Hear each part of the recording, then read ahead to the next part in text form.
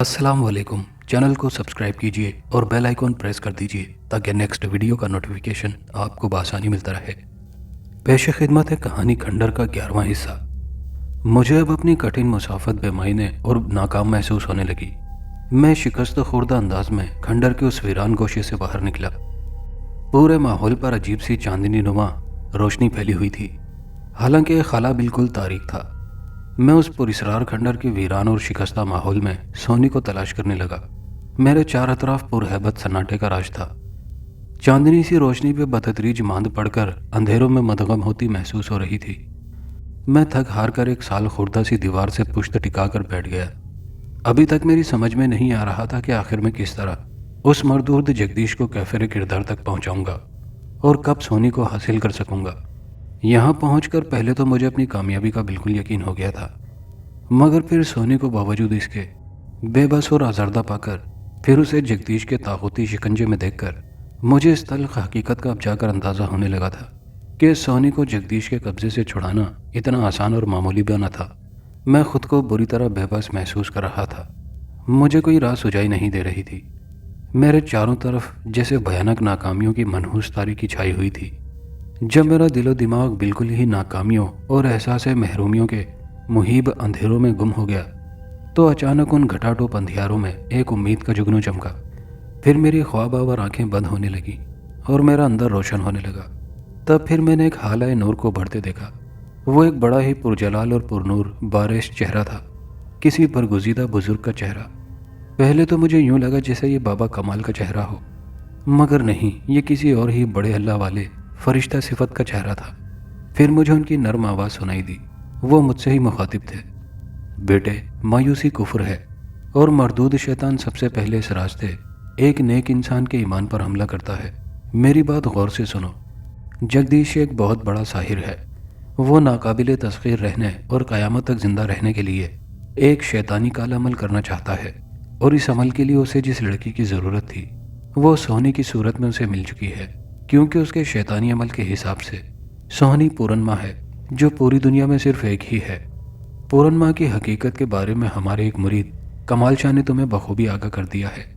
सोनी को जगदीश तभी हासिल कर सकता था जब वो मरने के करीब हो और उसके लवाहिकीन उसे मुर्दा तस्वुर करके कब्र में दफन कर दें। जगदीश एक कोढ़ी मुसाफिर के रूप में अपने शैतानी मकसद की खातिर सोनी के बाप जमाले के यहाँ आया और उसकी बेटी को इस कदर बीमार कर डाला कि वो बेचारी बिल्कुल बेहिसो हरकत हो गई।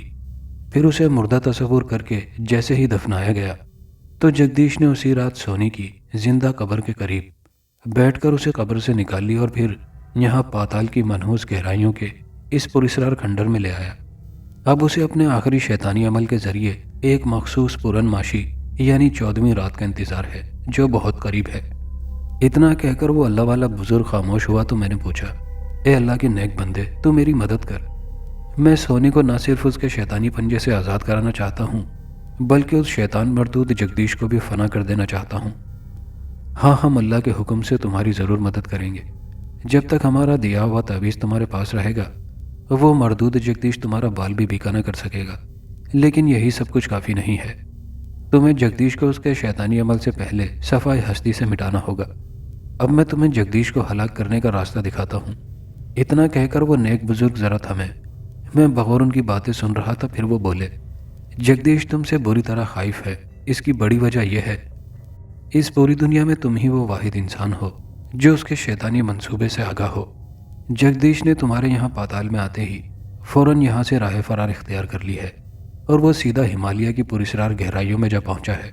वहाँ काली देवी के एक बोसीदा मंदिर का सदियों पुराना खंडर है, क्योंकि अपने काले अमल के लिए किसी खंडर को ही कमीनगाह बनाना पड़ता है जिसके दरो दीवार से मनहूसियत टपकती हो। मगर मैं वहाँ तक कैसे पहुँच सकता हूँ? मैंने कदरे परेशान कुन लहजे में पूछा। हम तुम्हारी वहाँ तक रहनुमाई करेंगे, बुजुर्ग बोले। जब तुम जागोगे तो नाक की सीध में आगे बढ़ जाना।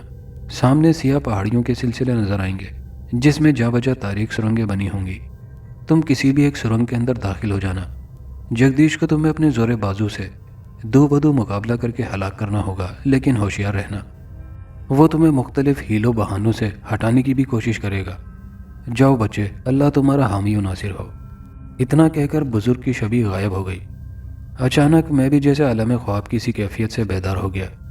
अब मैं खुद को बिल्कुल हल्का फुल्का और सफ़र के लिए बिल्कुल चाको चौबंद महसूस करने लगा था। मुझे ये सुनकर खुशी हुई थी कि जगदीश को मैं अपने जोरे बाजू से हलाक करने की ताकत रखता था। गोया उससे मुकाबला करने के लिए ये ज़रूरी था कि मैं भी उसकी तरह पुरस्कार और मावराई ताकत हासिल कर लूँ। चुनाचे मैं जल्दी से उठा और आगे बढ़ गया। मुझे खुशी थी कि अब मेरी जान पाताल की इन घुटनज़दा और मनहूस गहराइयों से छूटने वाली थी। उस पुरस्कार और मनहूस खंडर की हदूद से बाहर निकलते ही मुझे सामने सियाह पहाड़ी के सिलसिले नजर आ गए, जो तारीकी के बावजूद ऊंचे और लंबे धब्बों की सूरत में दिखाई दे रहे थे। मैंने अपनी रफ्तार बढ़ा ली। करीब पहुंचने पर मुझे वाकई उन सियाह पहाड़ियों के दामन में कई तारीक सुरंगें दिखाई दी और मैं उस नेक बुजुर्ग की हिदायत के मुताबिक अल्लाह का नाम लेकर एक सुरंग में दाखिल हो गया। वो तारीक सुरंग चंद लम्हों तक बल खाती महसूस हुई, मगर फिर फौरन बाद वो आमूदी हो गई। गोया मैं जैसे ही सुरंग के अंदर ही अंदर जा रहा था, चंद कदम ही चला था कि मेरा सांस फूल गया, मगर मैंने हिम्मत न हारी। अल्लाह के उस नेक बंदे की सैर हासिल हम कलामी ने मेरे अंदर अजीब सी कुव्वत और हिम्मत भर दी थी। सुरंग की पथरीली दीवारों पर उभरे हुए नोकीले पत्थरों की वजह से मुझे ऊपर चढ़ने में किसी खास दिक्कत का सामना करना नहीं पड़ रहा था, मगर यह भी था कि सुरंग बदतरीज आमूदी होती जा रही थी। जैसे मैं पहाड़ी की बुलंदी पर चढ़ता चला जा रहा हूँ, मैंने पेशकदमी जारी रखी और जब थक जाता तो ज़रा सुस्ताने के बाद दोबारा सफ़र शुरू कर देता। आखिर जब मैं एक मकाम पर बिल्कुल ही थकन से चूर हो गया तो मैंने एक निस्फ कदम के रखने में सुकड़ सिमट कर डेरा जमा लिया और चंद घंटे यहाँ आराम करने का कसद किया। मेरे इर्द गिर्द काली भट तारीकी छाई हुई थी। इस कदर सन्नाटा था कि मुझे अपनी भूली हुई सांसों की बाज़गश्त भी सुरंग के उस संगी माहौल में गूंजती हुई महसूस हो रही थी। खासी देर तक यहाँ सुस्ता लेने के बाद मैंने एक बार फिर सुरंग के अंदर जाकर चढ़ाई का सफ़र शुरू कर दिया और उस वक्त तक अपनी आमूदी पेशकदमी जारी रखी जब तक मुझे बुलंदी पर रोशनी की चमक न नजर आ गई। मैं खुशी से झूम उठा। ये रोशनी सुरंग का यकीनन इख्तिताम थी। गोया मैं पाताल की मनहूस गहराइयों से निजात पाने वाला था। मंजिल करीब पाकर मेरे अंदर एक नए वलवले और ताकत ने जन्म लिया। फिर मैंने अपनी पेशकदमी पहले से भी तेज़ कर दी। जैसा कि पहले जिक्र हुआ, नोकीले उभरमा पत्थरों और संगी रखनों की वजह से मुझे बुलंदी पर चढ़ने पर आसानी हो रही थी, मगर बावजूद इसके ये थका देने वाला बड़ा ही मेहनत तलब काम था। बहरहाल अब तो मंजिल करीब थी और सुरंग का रोशन सिरा भी दिखाई देने लगा था। इसलिए अब मैं बगैर रुके बाकी मानदा अंधेरे फासलों को भी जल्द अज जल्द पाटना चाहता था। लिहाजा मैं पहले से ज़्यादा हिम्मत और हौसले से बुलंदी पर चढ़ने लगा। सुरंग का मधुरनुमा रोशन सिरा लम्हा ब लम्हा करीब आता जा रहा था। मामूल से ज़्यादा जफाकशी और मेहनत से जल्द ही मेरा दम फूलने लगा। एक तो पहले ही पाताल की मनहूस गहराइयों में चंद दिन गुजारने की वजह से मेरे फेफड़ों में ऑक्सीजन की कमी वाक़ई होने लगी थी, जिसकी वजह से मैं पूरा सांस भी नहीं खींच पा रहा था। इसलिए अब मैं जल्द से जल्द अपनी दुनिया की आज़ाद और खुली फ़िज़ाओं में पहुंच जाना चाहता था, मगर यहाँ तो लबे बाम ही मेरे आसाब शल होने लगे थे।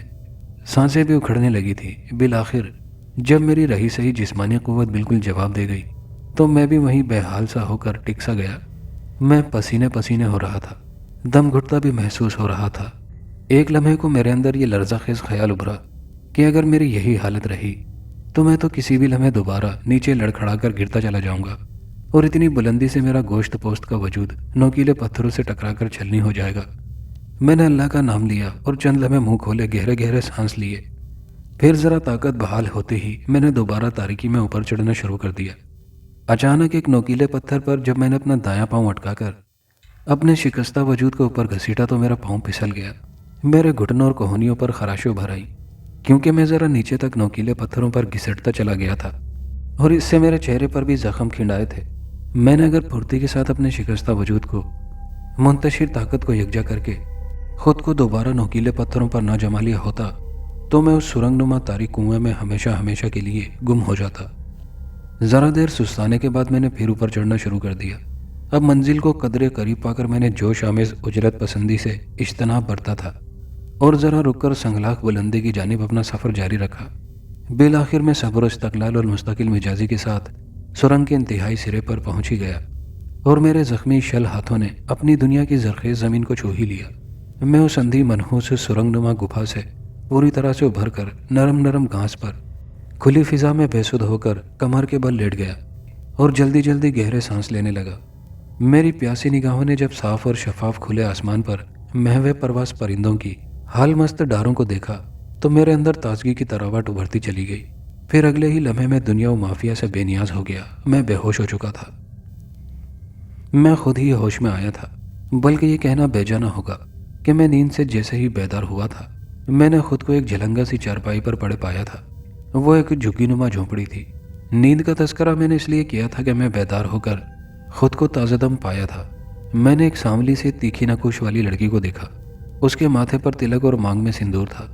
उसके दुबले पतले जिस्म पर पुरानी मगर साफ सुथरी सूती सरदोई रंग की साड़ी थी, जिसका ब्लाउज गेरू रंग का और सर पर सलीके से रखा पीला आंचल था। वो एक तांबे का बड़ा सा गिलास लिए मेरी चारपाई के पास ही खड़ी थी। मैं एकदम उठ बैठा और हैरत भरी नज़रों से उसकी तरफ देखकर पूछा, मैं कहाँ हूँ? वो हल्की सी मुस्कुराहट से बोली, भैया ये दूध पी लो। ये कहकर उसने अपने हाथ में पकड़ा गिलास मेरी तरफ बढ़ा दिया। मेरा हलक प्यास की शिद्दत से सूख रहा था।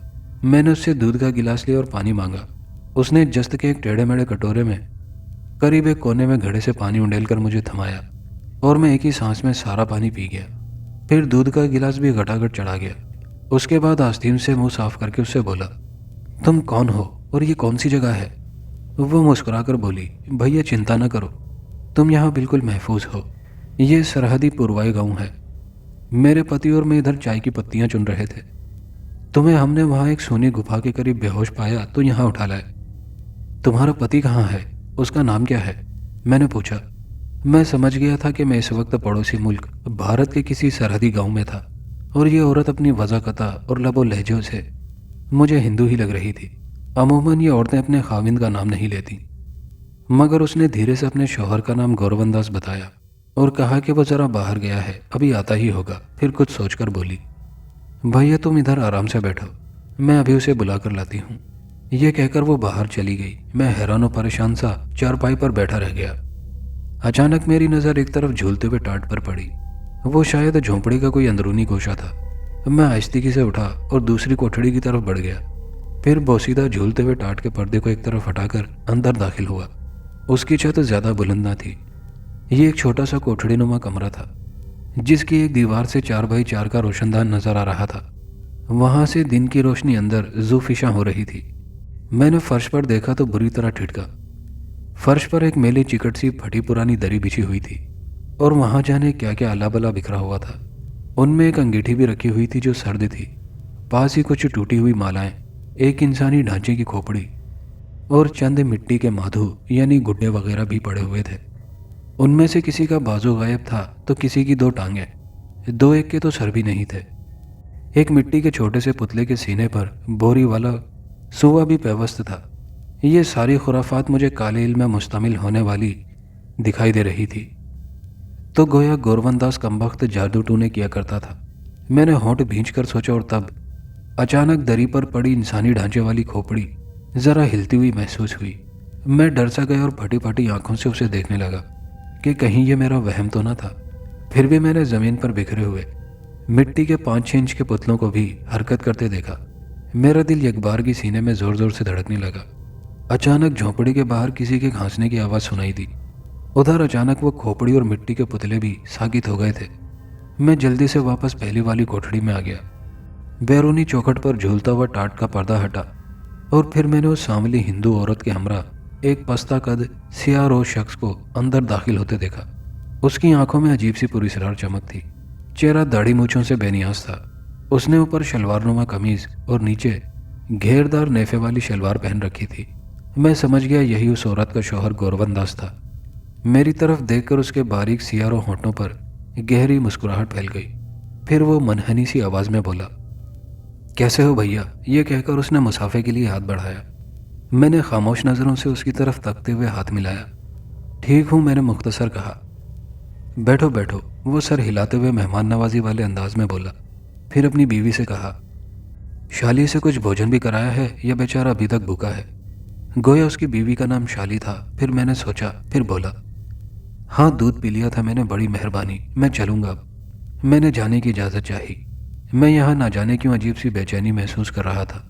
गौरवन भौचक की नज़रों से मुझे तकने लगा। फिर बोला, अरे भैया इतनी जल्दी?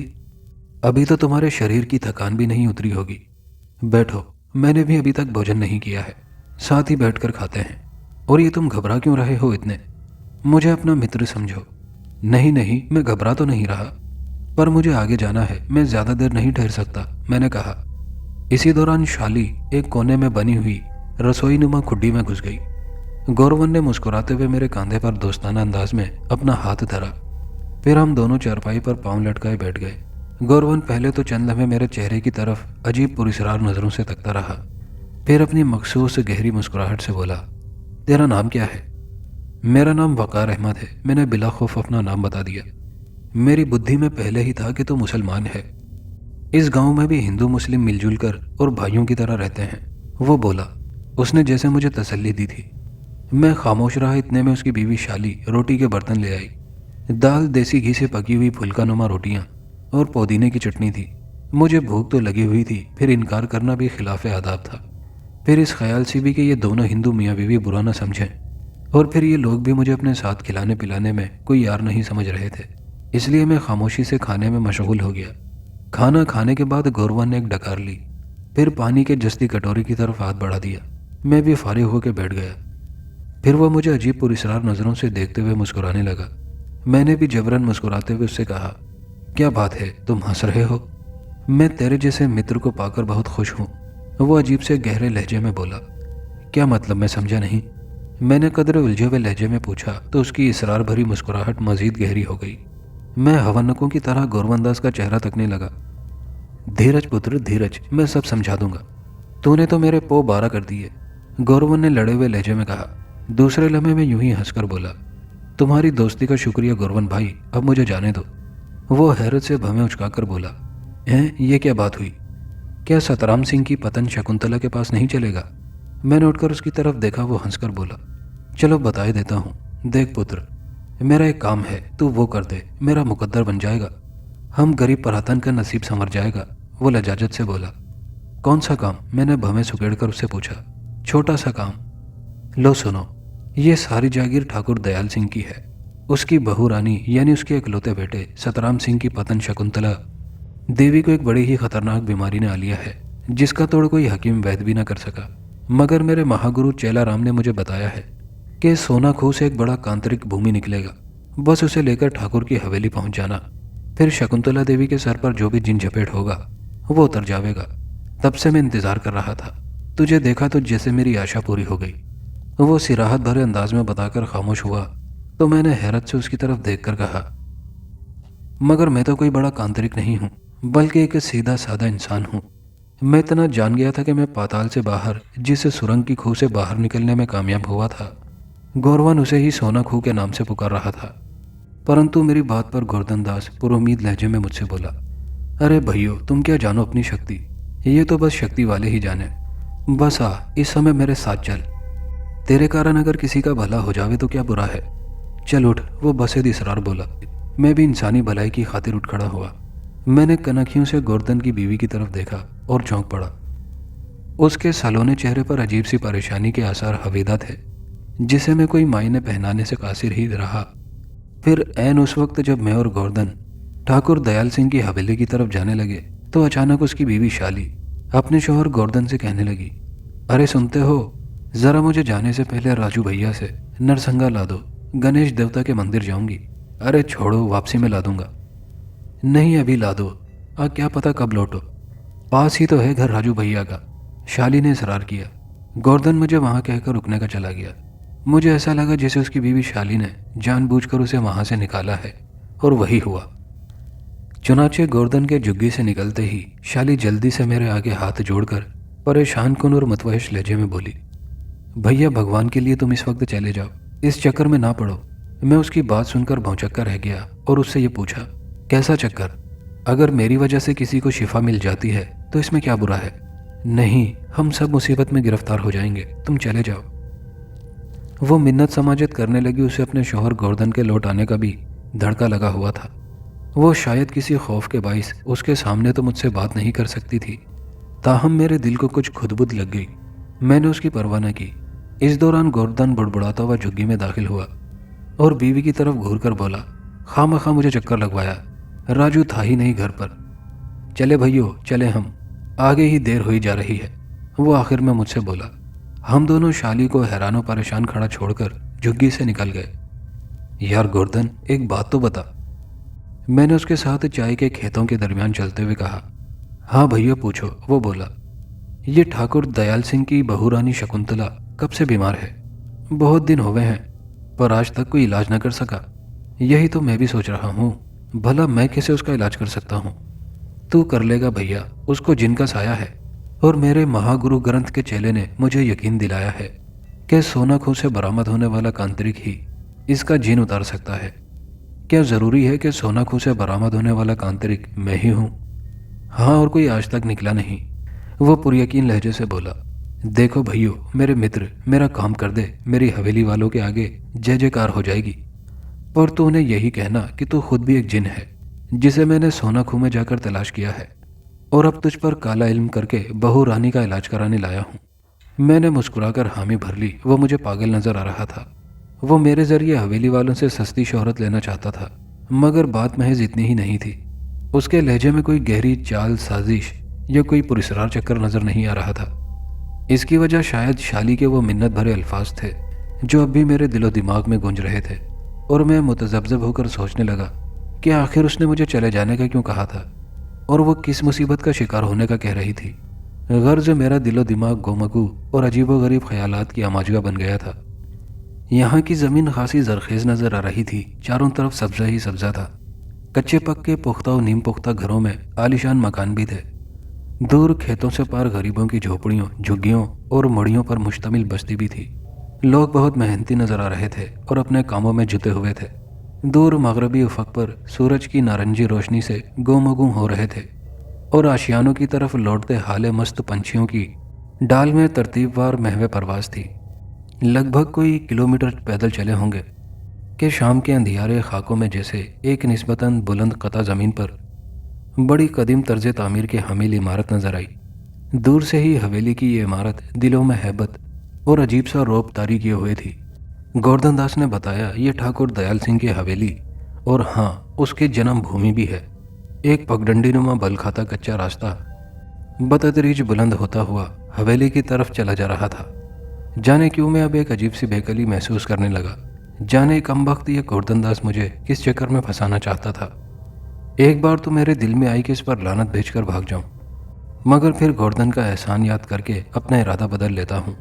वैसे भी मैंने सोचा कि हो सकता है गोवर्धन से मुझे किसी किस्म की कोई मदद मिल जाए कि ये सारा इलाका उसका देखा भाला है, यकीनन हिमालयी रियासतों से वाकिफ है। बहरहाल मैंने अल्लाह का नाम दिया और तनबा तकदीर हो गया। गोवर्धन दास जैसे ही हवेली के मरकजी दरवाजे के करीब पहुंचा, चौबदारों ने उसे देखकर अंदर जाने की इजाज़त दे दी और हमें एक बुलंद छत वाले हाल कमरे में पहुंचा दिया गया। यहाँ मुनक्कश पायों वाली कुर्सियां और सोफे रखे हुए थे। हाल कमरे की तज़ीन व आराइश देखकर मैं दंग रह गया। यहाँ कदीम व जदीद अशियाए तज़ीन का हसीन इम्तिजाज था। छत के वस्त में बड़ा सा फानूस झूल रहा था। दीवारों पर तलवारें और सनाने चिस्पां थी। मुख्तलिफ दरिंदों के हनूत शुदा सर और खानवादे के पुरखों की रौनत आमेज शबीहों वाली तस्वीरों के फ्रेम बड़े करीने के साथ दीवारों पर आवेजा थे। हम दोनों एक सोफे पर बैठ गए।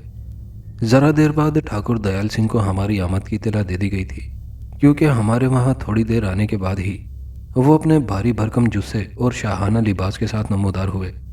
उन्होंने खालिसतन ठाकुरों वाला बेशकीमत लिबास ज़ेबतन कर रखा था।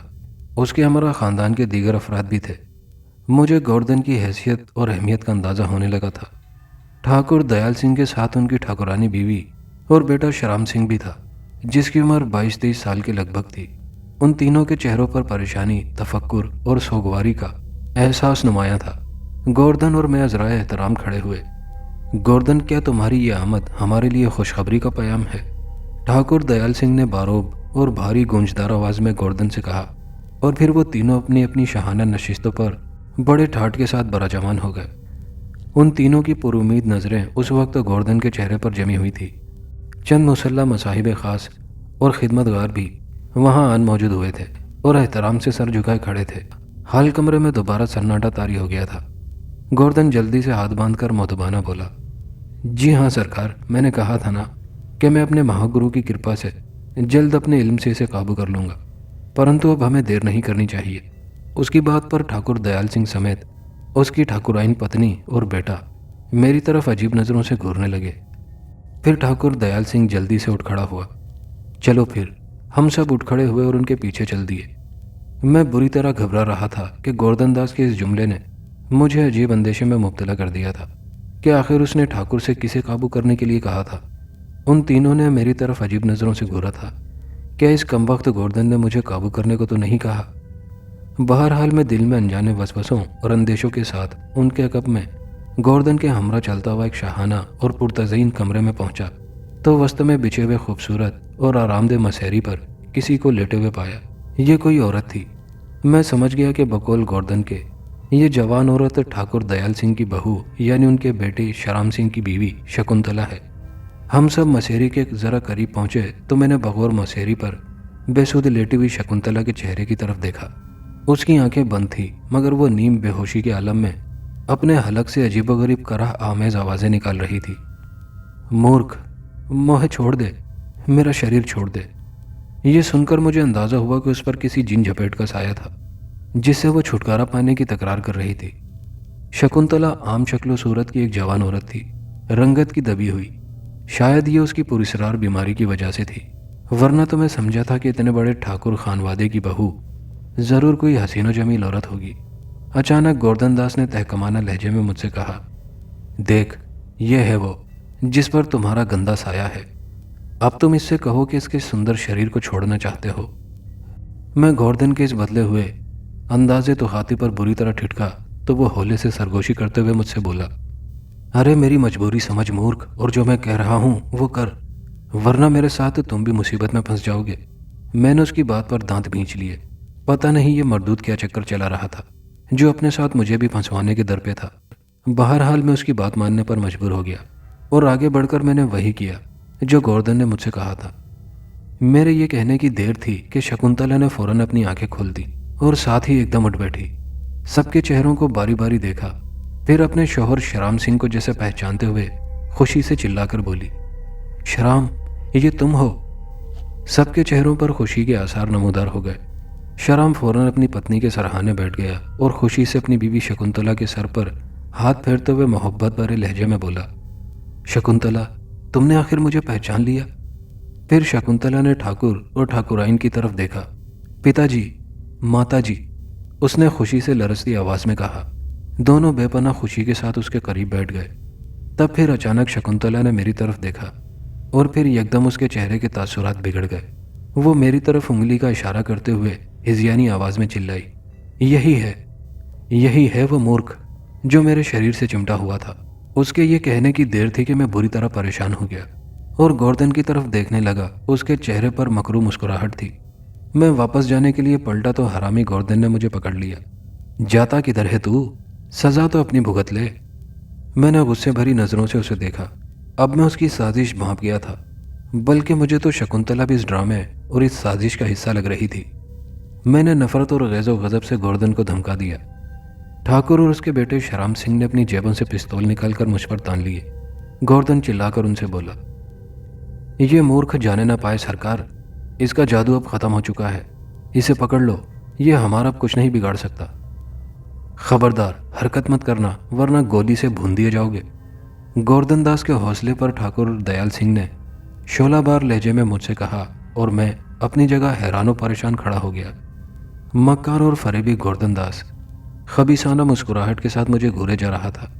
तब फिर आनन फानन हवेली के खिदमतगारों ने मुझे काबू कर लिया और दोबारा हाल कमरे में मुझे बेदर्दी से खींचते हुए ले आए। मेरा कसूर क्या है आखिर? मैंने किया क्या है?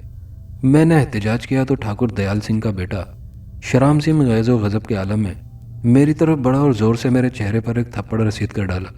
मैं चंद कदम पीछे की तरफ लड़खड़ा गया। हवेली के खिदमतगार मुझे दबोचे हुए थे। मैंने गुस्से भरी नज़रों से धोखेबाज गोवर्धन की तरफ देखा और फिर ठाकुर दयाल सिंह और उसके बेटे श्याम सिंह को सारी बात से आगाह कर दिया।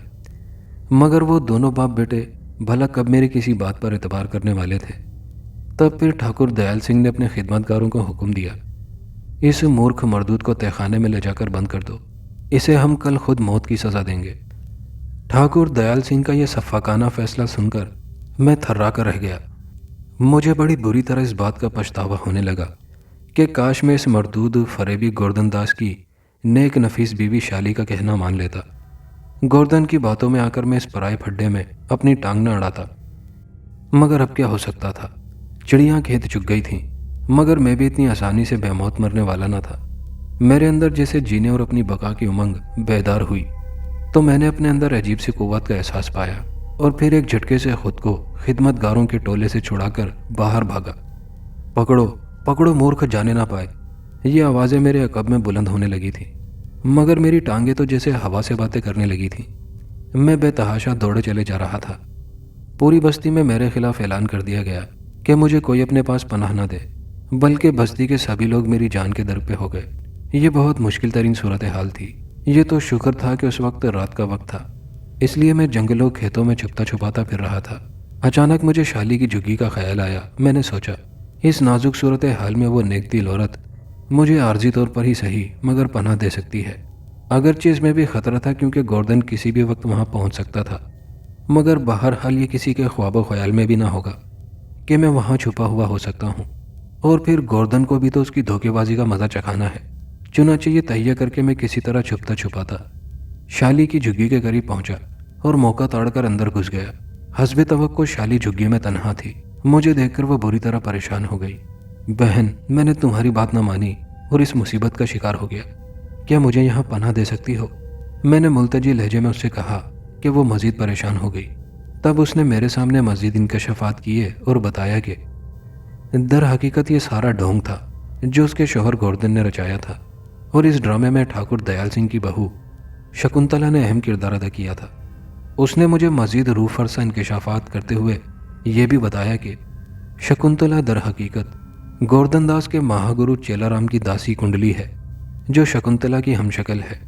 और असल शकुंतला को गोर्धन ने अपने गुरु घंटाल चेलाराम के कहने पर अगवा करके उसके कब्जे में पहुंचा दिया था। उसकी जगह चेलाराम ने अपनी अय्याश दासी कुंडली को उसकी जगह हवेली में छोड़ दिया था, क्योंकि इत्तेफाक से कुंडली शकुंतला की हमशक्ल थी। कुंडली को उसकी जगह पर लाने का मकसद यही हो सकता था कि ठाकुर खानदान असल शकुंतला की तलाश या उसकी खोजना करने की कोशिश न करता। चेलाराम दरअसल अपने एक देरीना हरीफ जगदीश को हलाक करना चाहता है।